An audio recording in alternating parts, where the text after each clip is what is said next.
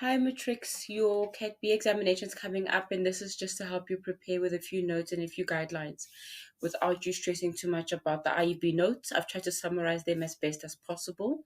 If you have any questions, of course, you can ask me for help, but I think this should just kind of guide you and prepare you for your discursive essay, which is a big part of the exam.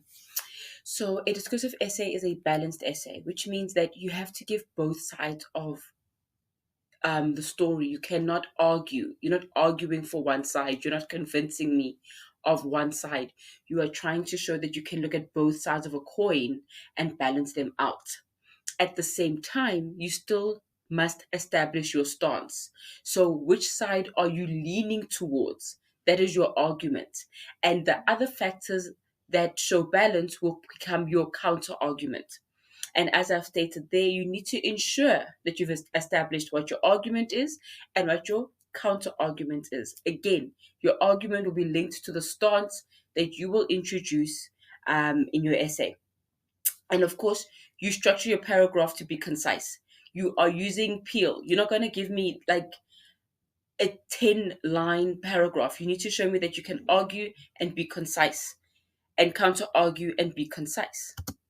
So I'm going to just use a random essay topic, nothing to do with your exam, just so that you are all given a look into how you can analyze any topic that you are given. So this one says analyzing the impact of sexual violence on the mental health well-being of women. Okay, so that's the essay topic that I've chosen to show that you can take a very hectic topic which can generally be biased, and you only look at one particular effect on the well-being of women, but there could be several effects on the well-being of women, for instance. So you have to have, when you're planning, you have to have your argument and you have to have your counter argument. You will notice here I've given you two arguments. I've introduced an argument on the left-hand side, okay? But at the same time, whatever argument I come up with, I must create a counter argument. These arguments are not really based in severe, like major facts. I was loosely putting information together. But you will see I have highlighted my links. This is something that I think I would like you guys to do in your essay, because it'll help you figure out if the message you are trying to get across is getting across. So if you can't highlight your link, it means you don't have one. Okay? So that's important. You can pause this video and read the way I have structured the paragraphs. Your paragraph doesn't always have to end with the link. The link can be embedded in the paragraph. Okay? It's important to use specific wording.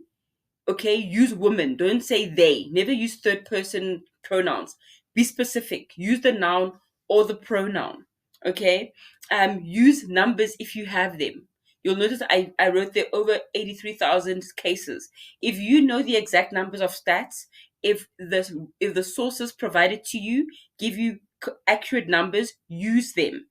Okay, do not generalize. Here, I've taken information from the IEB notes to structure your essay. Your introduction needs to outline your argument. Like I said, be concise. And have a checklist. Make sure you're writing in third person. Do not say I. Here, I've just reinforced that you need to use Peel.